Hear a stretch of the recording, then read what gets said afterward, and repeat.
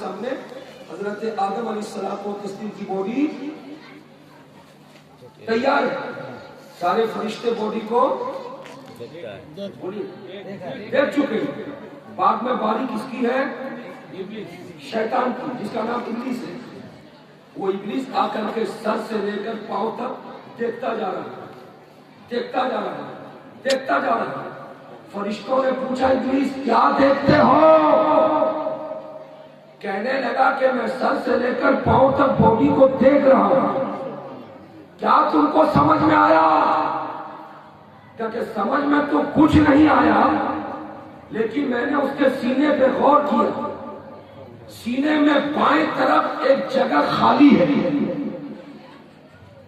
فرشتوں نے پوچھا کہ بائیں طرف جو جگہ خالی ہے اس جگہ پہ کیا رہے گا؟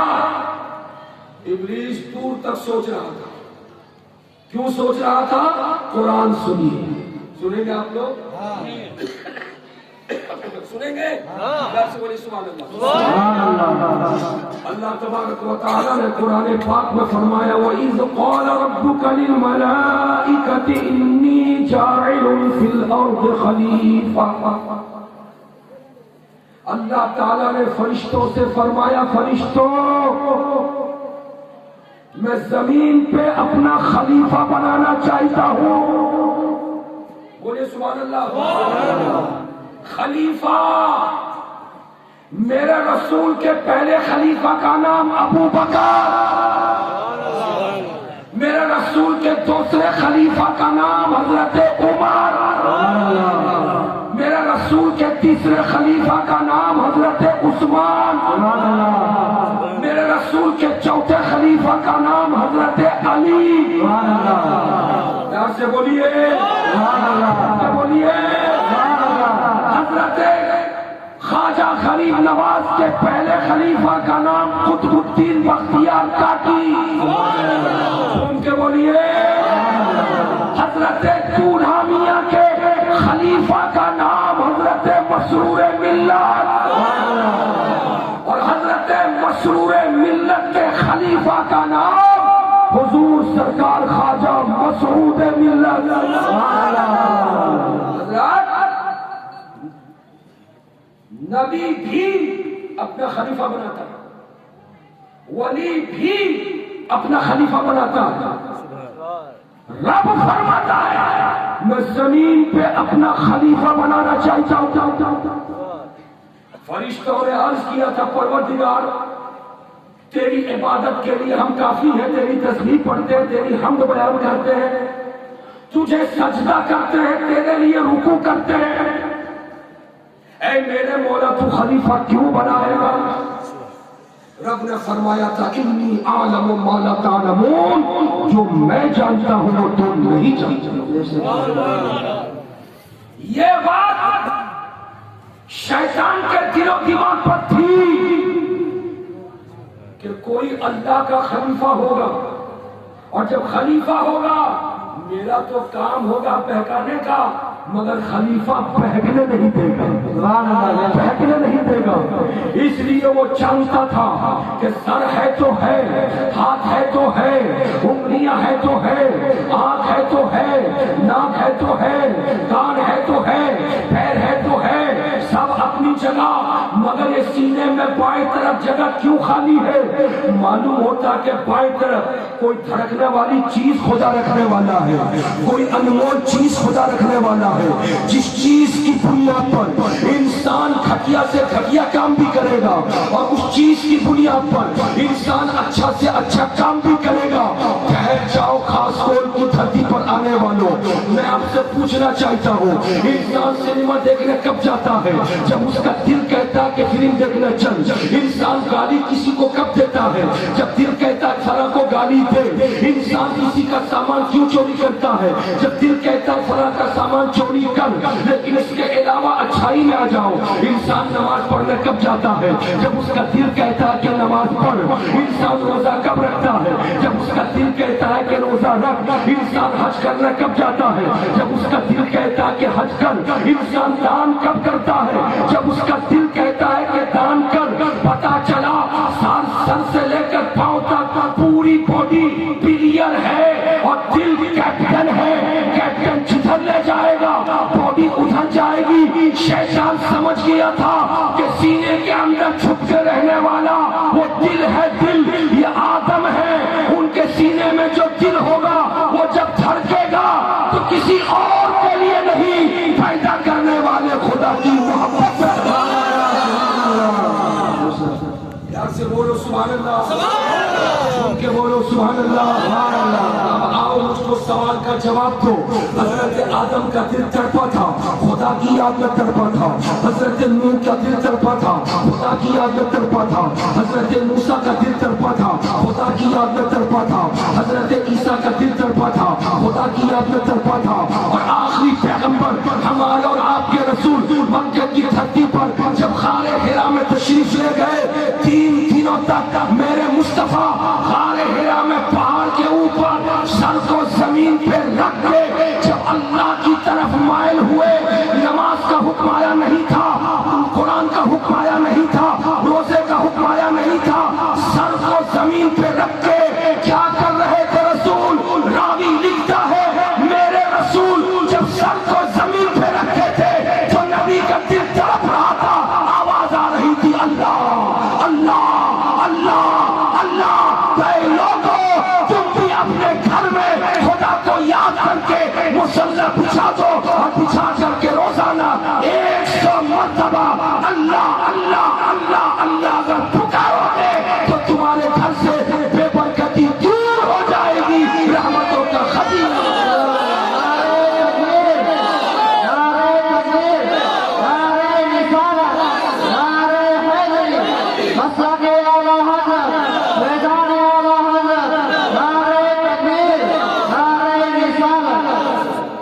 میری بات آپ کو سمجھ آ رہی ہے؟ انسان گناہ کب کرتا؟ جب بولیے نا، نماز کب چھوڑتا ہے؟ کسی کا سامان کب چوراتا ہے؟ کسی کو گالی کب دیتا ہے؟ پتا چلا دل کو کنٹرول کرنا چاہیے۔ بولیے نا، دل کو کنٹرول کرنا چاہیے، دل کو کنٹرول کرنا چاہیے۔ جس کا دل کنٹرول نہیں ہوا، جس کا دل کنٹرول نہیں ہوا وہی بدماش ہو گیا، وہی چور ہو گیا، وہی ڈاکو ہو گیا، وہی خائن ہو گیا، وہی مردود ہو گیا۔ اور جس کا دل کنٹرول ہو گیا وہ غوث اعظم بن گیا، جس کا دل کنٹرول ہو گیا وہ غریب نواز بن گیا، جس کا دل کنٹرول ہو گیا وہ محبوب الہی بن گیا، جس کا دل کنٹرول ہو گیا وہ اعلیٰ حضرت بن گیا، جس کا دل کنٹرول ہو گیا وہ مخدوم سمنانی بن گیا، جس کا دل کنٹرول ہو گیا وہ علاؤل حق پنڈوی بن گیا، جس کا دل کنٹرول ہو گیا وہ پیران پیر آخی آئین ہند بن گیا، اور جس کا دل کنٹرول ہو گیا وہی چولہا بن گیا، جس کا دل کنٹرول ہو گیا وہی مسرور ملت۔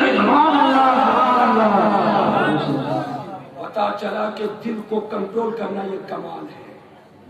بولو نا بابو، سبحان اللہ، کنٹرول کرنا کمال ہے، اور یہی کمال ہم سے ہوتا نہیں، یہی کمال بولے، یہی کمال ہم سے ہوتا نہیں۔ ہم دل کے غلام بن گئے، دل کو اپنا غلام نہیں بنایا، دل کے غلام بن گئے، دل کو اپنا غلام نہیں بنایا ہے۔ یاد رکھو جو دل کا غلام بن جاتا ہے وہ بیوی کو بیوی کا حق نہیں دیتا ہے، جو دل کا غلام بن جاتا ہے وہ ماں باپ کو ماں باپ کا حق دیتا نہیں ہے، جو دل کا غلام بن جاتا ہے وہ امام کو امام کا حق دیتا نہیں ہے، جو دل کا غلام بن جاتا ہے وہ پڑوسی کو پڑوسی کا حق دیتا نہیں ہے، جو دل کا غلام بن جاتا ہے وہ اولاد کو اولاد کا حق نہیں دیتا ہے، جو دل کا غلام بن جاتا ہے وہ اپنے ماتحت پر شفقت نہیں کرتا، جو دل کا غلام بن جاتا ہے وہ رسول کا گستاخ بن جاتا ہے، جو دل کا غلام بن جاتا ہے ولی اللہ کی شان میں بکواس کرتا ہے، اور جو دل کو اپنے کنٹرول میں کر لیتا ہے وہ زمین پر جب تک رہتا ہے تب تک اللہ کی رحمتوں کے سائے میں رہتا ہے، اور جیسے انتقال کر کے جاتا ہے خدا فرشتوں سے کہتا ہے میرے فرشتوں اس بندے کو چھوڑ دو، وہ دل کا غلام نہیں ہے، دل کا کنٹرول کرنے والا۔ پتا چلا کہ دل بہت بڑی چیز ہے. ارے بولو بھائی دل بہت بڑی چیز ہے. سن کے بولو دل دل بہت بڑی چیز ہے. اب آپ کے پاس وہ دل ہے, آپ کے پاس دل ہے. اب اس دل کو کنٹرول کر پائیں گے؟ بولیے کنٹرول کر پائیں گے؟ دعویٰ نہیں کر سکتے. آج کے دور میں گھر سے قدم نکالتے ہی برائی, کنٹرول کیسے کریں گے؟ موبائل کو ہاتھ میں لے کے سوئچ آف کرتے ہی ننگی تصویر.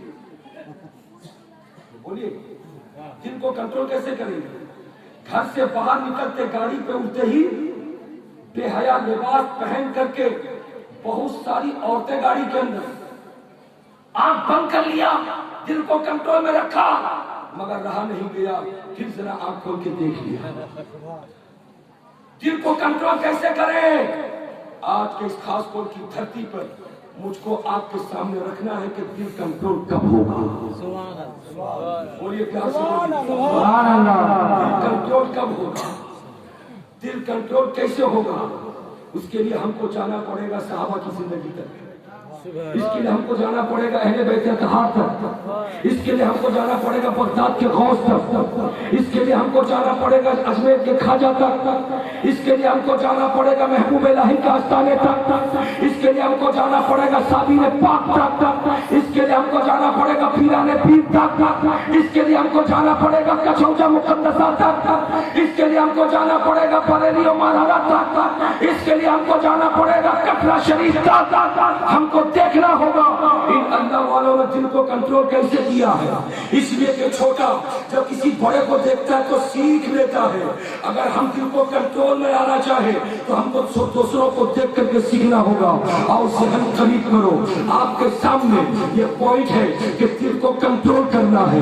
دل بگڑے گا, جسم بگڑ جائے گا, دل سمجھے گا, دل سمجھتا ہوا نظر آئے گا. اور ذہن قریب کرو, سرکار غوث اعظم ہے, پیروں کے پیر ہے, میروں کے میر ہے, روشن ضمیر ہے, اللہ کی بارگاہ میں سر کو جھکائے ہوئے عبادت الہی میں مصروف ہے. ایسے عالم میں آسمانی دنیا پہ بادل چھا گیا.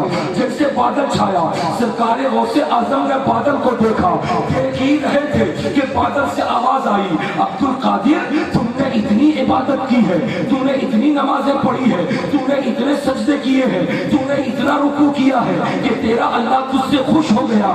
جا عبد القادر, آج کے بعد سے تیرے اوپر سے نماز معاف ہے, تیرے لیے سجدہ معاف ہے, تیرے لیے رکوع معاف ہے, تیرے لیے تسبیح معاف ہے, تیرے لیے قیام معاف ہے, تیرے لیے تسبیح معاف ہے. جیسے معافی سنا تھا سرکار غوث اعظم پکار اٹھے, نادان مصطفیٰ جان رحمت نبیوں کے بھی امام ہے, رسولوں کے بھی سلطان ہے. 18,000 مخلوق میں میرے نبی سے زیادہ بڑھ کر کے خدا کی بارگاہ میں کوئی محبوب نہیں. اتنے بڑے رسول کے لیے, اتنے بڑے نبی کے لیے جب نماز معاف نہیں, رکوع معاف نہیں, سجدہ معاف نہیں, تسبیح معاف نہیں, میں تو ان کا کلمہ پڑھنے والا ہوں, مجھ پر نماز کیسے معاف ہو سکتی ہے؟ ارے تو نادان, تو شیطان ہے, تو ابلیس ہے, تو لعین ہے. بھاگا, بھاگتے ہوئے کہا عبد القادر تیرے علم نے تجھ کو بچا لیا. سرکار غوث اعظم کھڑے ہوئے, کہا نادان میرے علم نے نہیں بچایا بلکہ مجھ کو میرے خدا نے بچا لیا.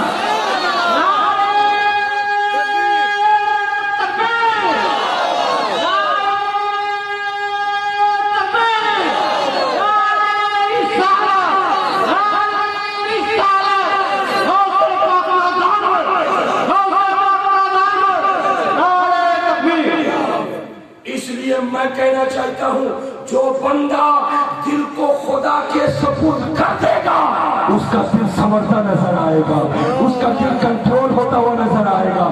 اور جو خدا کے سپرد نہ کرے, اپنے کیپچر میں رکھے, اس کا دل کنٹرول نہیں ہو سکتا. اب معلوم یہ ہوا کہ خدا کے سپرد کرنا ہے, مگر خدا کی بارگاہ تک پہنچیں گے تب تو دل سپرد کریں گے. ارے بولو بھائی, اگر آپ کو مغربی بنگال کے چیف منسٹر کو کوئی لیٹر دینا ہو تو آپ کو چیف منسٹر کے آفس میں تو جانا پڑے گا نا. ارے بولو, ایسا تو نہیں ہے کہ آپ اپنی بستی میں رہے اس کے کے پاس لیٹر بھیج دیں، ایسا نہیں ہے. آپ کو چیف منسٹر کے پاس جانا ہوگا. لیکن چیف منسٹر کے پاس جائیں گے کیسے؟ وہ تو شہر کولکتہ میں ہے، وہ تو نونا بلڈنگ میں ہے، وہاں تک تو آپ کی پہنچ نہیں ہوگی، وہاں تک تو آپ کی رسائی نہیں ہوگی. تو چیف منسٹر نے جواب دیا، اے مالدہ والو، اگر مجھ کو کوئی لیٹر دینا ہے تو تمہیں کلکتہ آنے کی ضرورت نہیں ہے. مالدہ کے تم رہنے والے ہو؟ ہاں مالدہ کا رہنے والا ہوں. تو ایک کام کرو، مالدہ ڈسٹرکٹ کا جو ڈسٹرکٹ منسٹر ہے، جس کو کہتے ہیں ڈی ایم، اس ڈی ایم کے پاس جا کر کے لیٹر دے دو. ہر ڈسٹرکٹ والے اپنے ڈی ایم کو لیٹر دے دے، وہ لیٹر چیف منسٹر کے پاس پہنچ جائے گا. بولو ایسا ہے یا نہیں؟ مرشید آباد والوں اپنے ڈی ایم کو دو، مالدہ والوں اپنے ڈی ایم کو دو، 24 پرگنہ والوں اپنے ڈی ایم کو دو، ہگلی والوں اپنے ڈی ایم کو دو، دیناجپور والوں اپنے ڈی ایم کو دو. اگر دے دو گے تو وہ پہنچ جائے گا چیف منسٹر کے پاس. پتا چلا جو لیٹر چیف منسٹر کو دینا ہے کلکتہ جانے کی ضرورت نہیں، ڈی ایم کے پاس جا کے لیٹر دے دو چیف منسٹر کے نام، وہ وہاں تک پہنچ جائے گا. اگر اس کو سمجھ لیا ہے تو سخاوت حسین برکاتی کو کہہ لینے دو. خاص طول میں آج ایک عجیب و غریب کیفیت ہے. بچہ کہہ رہا ہے حضور نہیں آئے، بڑا کہہ رہا ہے حضور نہیں آئے، عورتیں کہہ رہی ہیں حضور نہیں آئے، مرد کہہ رہا ہے حضور نہیں آئے، مولانا کہہ رہے ہیں حضور نہیں آئے، میں کہہ رہا ہوں حضور نہیں آئے، مربی کہہ رہے ہیں حضور نہیں آئے. حضور نہیں آئے نہیں آئے نہیں آئے کی رٹ لگا کر کے سوچ رہے ہیں اللہ اللہ اب ہمارا جلسہ کیسے ہوگا، اب ہمارا جلسہ کیسے ہوگا.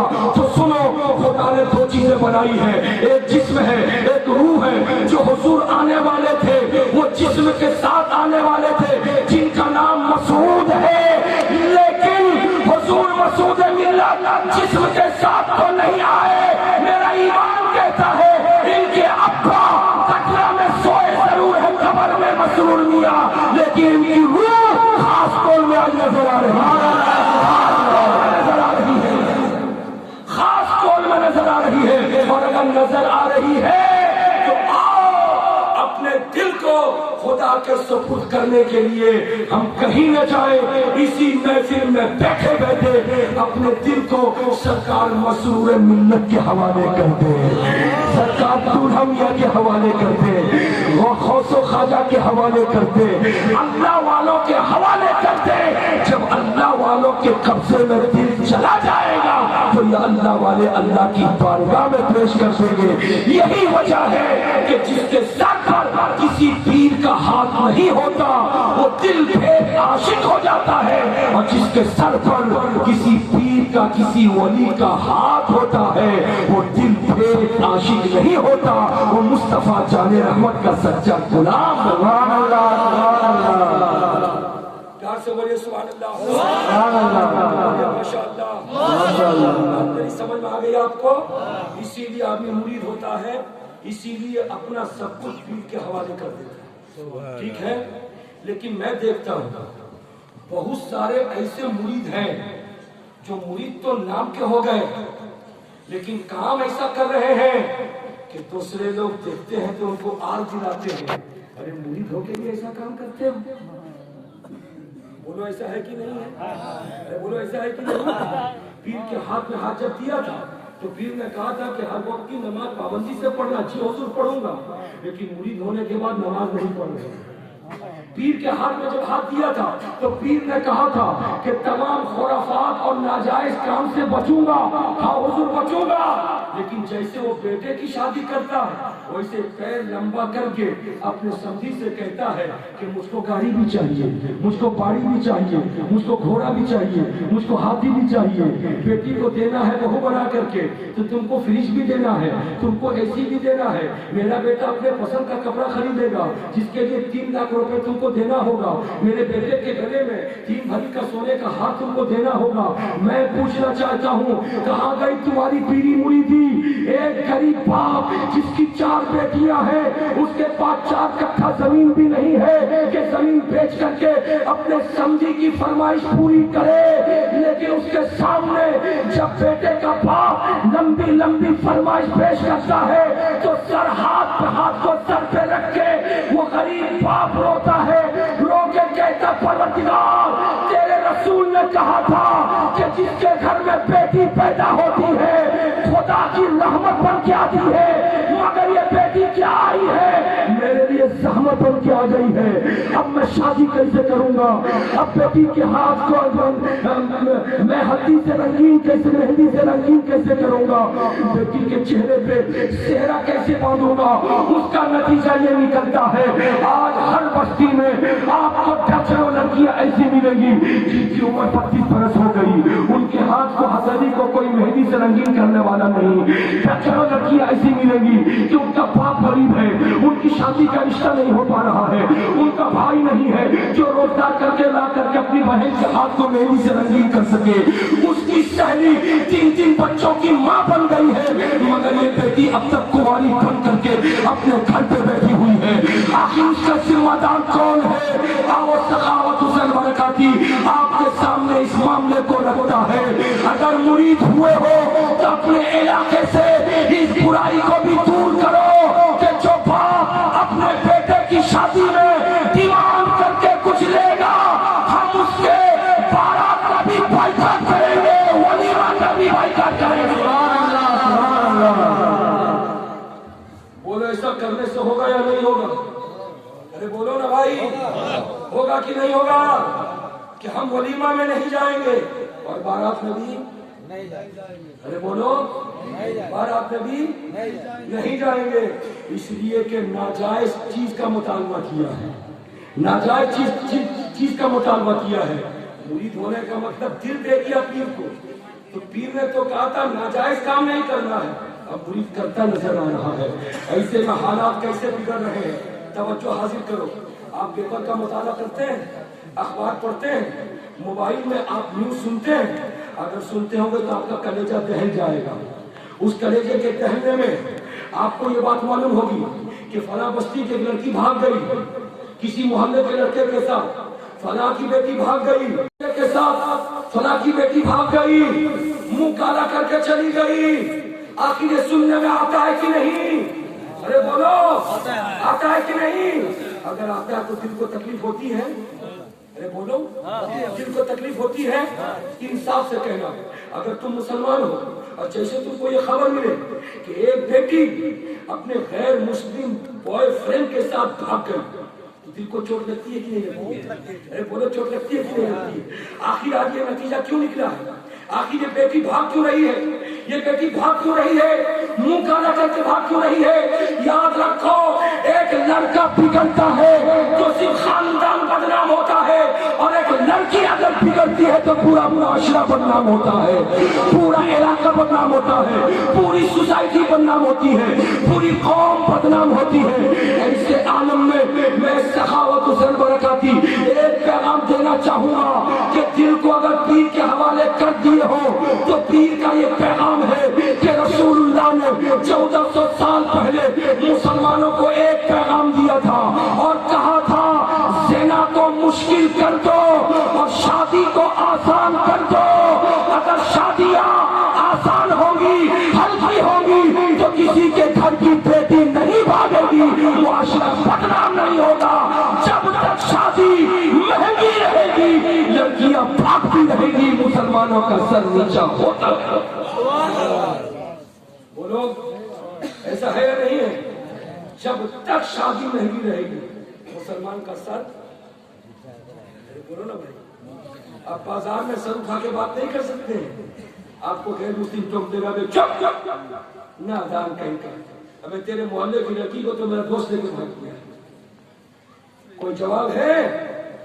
بولو کوئی جواب نہیں ہے۔ اور میں آپ سے زیادہ ان ماؤں کو کہنا چاہوں گا، یہ ماں جو بیٹے کی ماں ہے وہ کم فکر نہیں ہے، اس کا بیٹا کرناٹک میں راج مستری کا کام کرتا، روزانہ ڈبل ڈیوٹی کر کے 1800 روپے کماتا، مہینے میں 25-30 ہزار روپے کما لیتا ہے۔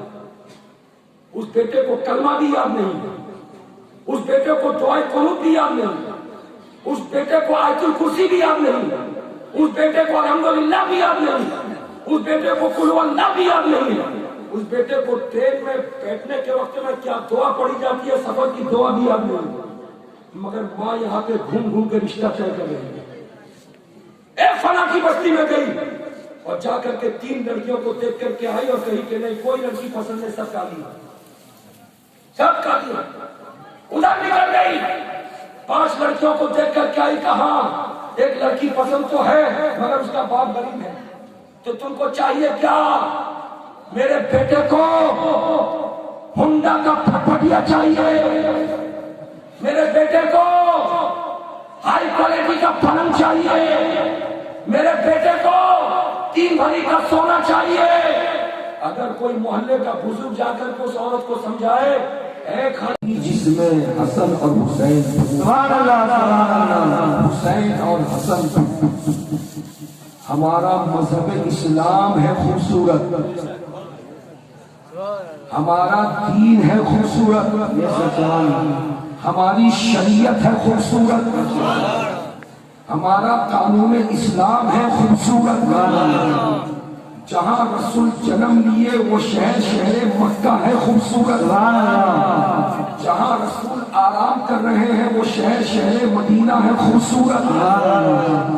جس نبی کا ہم کلمہ پڑھتے ہیں وہ نبی سر سے لے کر پاؤں تک ہے خوبصورت. اس نبی کی اولاد 1400 سال تک جتنی آتی رہی ساری اولاد ہے خوبصورت، اور قیامت تک جتنی اولاد آئے گی سب ہے خوبصورت.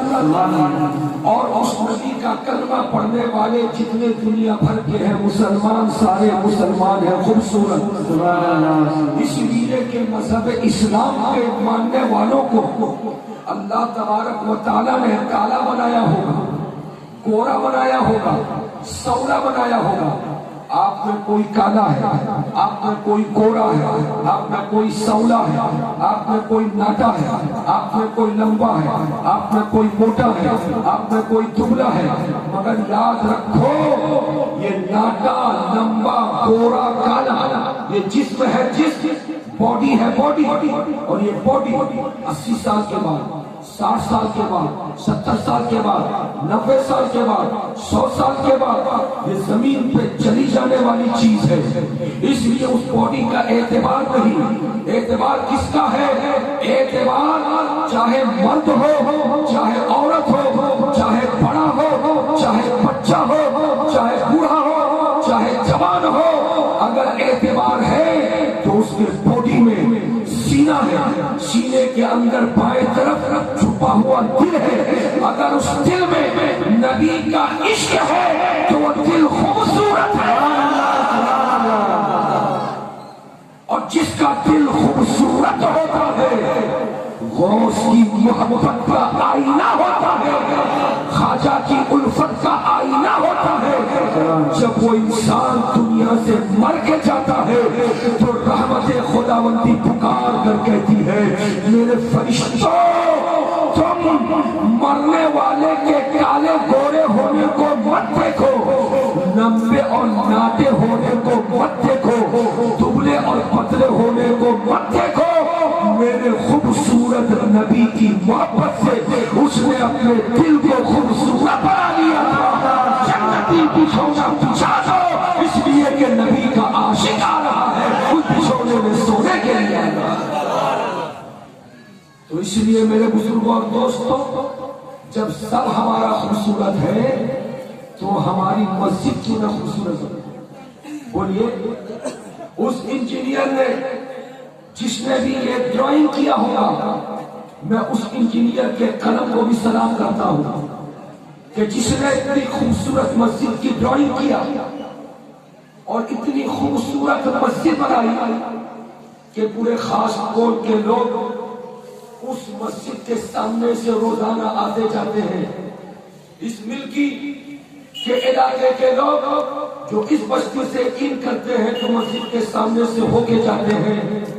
جو چیز بار بار دیکھی جاتی ہے اس کی اہمیت کم ہو جاتی ہے، لیکن جو انسان کبھی کبھی آتا ہے وہ راستہ گزرتے ہوئے کسی کو دیکھے یا نہ دیکھے مسجد کی عمارت کو ضرور دیکھتا ہوگا. مسجد کی عمارت کو ضرور دیکھتا ہوا نظر آئے گا. اور یاد رکھو اللہ تبارک و تعالیٰ کے گھر کو خوبصورت بنانے والوں میری دعا ہے کہ اللہ تمہاری قبر کو خوبصورت بنا دے.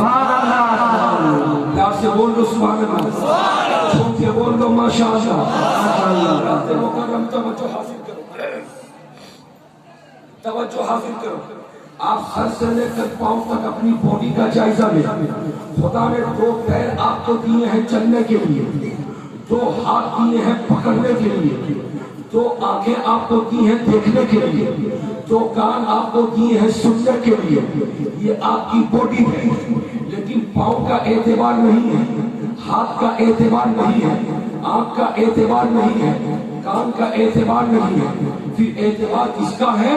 توجہ حاصل کرو. اللہ تعالیٰ نے سب سے پہلے حضرت آدم علیہ السلام کی باڈی بنائی اور سر سے لے کر پاؤں تک خدا نے آدم کے جسم کو تیار کیا 4 چیزوں سے, آگ, پانی, مٹی, ہوا. کتنی چیزوں سے؟ بولو, کتنی چیزوں سے؟ 4 چیزوں سے. آگ, پانی, مٹی, ہوا. 4 چیزوں سے حضرت آدم کو سر سے لے کر پاؤں تک خدا نے جسم بنا دیا. جنت میں وہ جسم آدم ایسے ہی رکھا ہوا ہے. حضرت جبریل امین آتے ہیں سر سے لے کر پاؤں تک دیکھ رہے ہیں. حضرت میکائیل آتے ہیں سر سے لے کر پاؤں تک دیکھ رہے ہیں. حضرت اسرافیل آتے ہیں سر سے لے کر پاؤں تک دیکھ رہے ہیں. حضرت اسرائیل آتے ہیں سر سے لے کر پاؤں تک دیکھ رہے ہیں. ایک ایک فرشتہ آتا رہا اور سر سے لے کر پاؤں تک اس جسم کو دیکھتا رہا. سارے فرشتے جب دیکھ لیے تو ابلیس یعنی شیطان اس وقت فرشتوں کے ساتھ رہتا تھا. فرشتوں کے ساتھ رہنے کی وجہ سے اس نے پوچھا کہ فرشتوں تم کیا دیکھ رہے ہو؟ فرشتوں نے کہا کہ ایک باڈی دیکھ رہے ہیں, سر سے لے کر پاؤں تک ایک جسم کو دیکھ رہے ہیں. ابلیس نے کہا کہ میں بھی دیکھنا چاہتا ہوں. ابلیس گیا اور سر سے لے کر پاؤں تک حضرت آدم علیہ السلام کی باڈی کو دیکھا.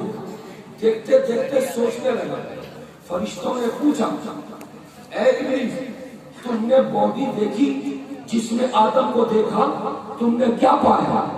تو فرشتوں کے سامنے ابلیس یعنی شیطان نے جو جواب دیا تھا وہ جواب سنی. تھوڑی سی توجہ حاصل کیجیے تاکہ میرا مثال بنے, آپ کے سامنے میں تقریر کر سکوں. اٹھک بیٹھک ذرا بند کر دیجیے, جس کو جانا ہو وہ اٹھ جائے, اس لیے کہ بہت دیر سے بیٹھے ہیں. آپ لوگوں کو کوئی حاجت ہوگی تو حاجت پوری کر کے آ جائیے گا, مگر اٹھ جائیے جس کو جانا ہے. تقریر شروع کرنے کے بعد جب آپ اٹھیں گے بیٹھیں گے تو میرا ذہن آپ کی طرف مائل ہوگا, تو اس وقت مجھ کو ڈسٹرب ہوگا. کوئی شکایت نہیں ہے, بہت دیر سے بیٹھے آپ اٹھیے, جس کو اٹھنا ہو اپنی ضرورت کے لیے, اپنی حاجت کے لیے اٹھ جائے. تو یہ بات کرتا ہوں. اللہم صلی علی سیدنا مولانا محمد وعلی آلِ سیدنا